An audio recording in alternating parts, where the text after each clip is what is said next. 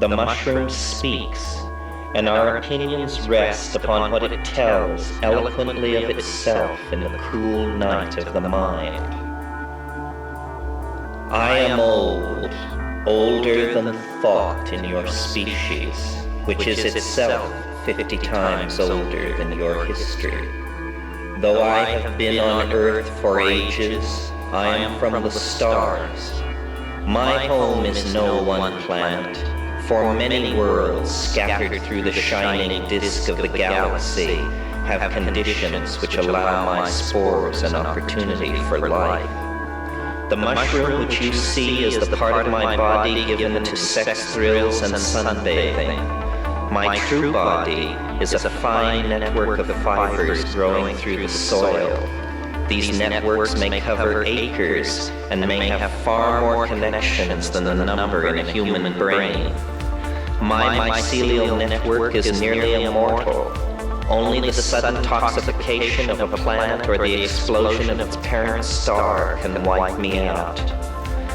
By means impossible to explain because of certain misconceptions in your model of reality, all my mycelial networks in the galaxy are in hyperlight communication across space and time.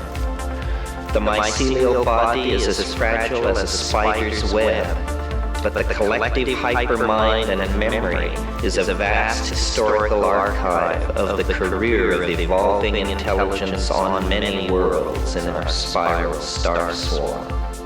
Space, you see, is a vast ocean to those hardy life forms that have the ability to reproduce from spores, for spores are covered with the hardest organic substance known. Across the eons of time and space drift many spore-bearing life forms, in suspended animation for millions of years until contact is made with a suitable environment. Few such species are minded. Only myself and my recently evolved near relatives have achieved the hypercommunication mode and memory capacity that makes us leading members of the community of galactic intelligence. How the hypercommunication mode operates is a secret that will not be given lightly to humanity, but the means should be obvious. It is the occurrence of psilocybin and psilocin in the biosynthetic pathways of my living body that opens for me and my symbiotes the vision screens to many worlds. You as an individual and mankind as a species are on the brink of the formation of a symbiotic relationship with my genetic material that will eventually carry humanity and Earth into the galactic mainstream of the higher civilizations.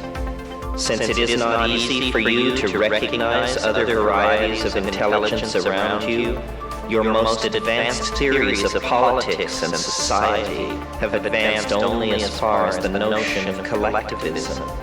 But beyond the cohesion of the members of the species into a single social organism, there lie richer and even more baroque evolutionary possibilities.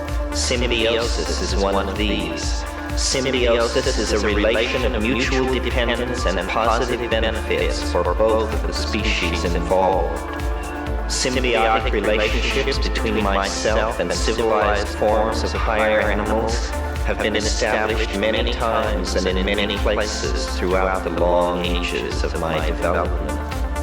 These relationships have been mutually useful. Within my memory is the knowledge of hyperlight drive ships and how to build them.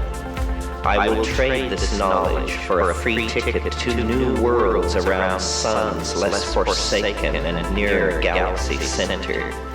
To secure an eternal existence down the long river of cosmic time, I again and again offer this agreement to higher beings, and thereby have spread throughout the galaxy over the long millennia. A mycelial network has no organs to move the world, no hands, but higher animals with manipulative abilities can become partners with the star knowledge within me, and if they act in good faith, return both themselves and their humble mushroom teacher to the million worlds all citizens of our star swarm are heir to.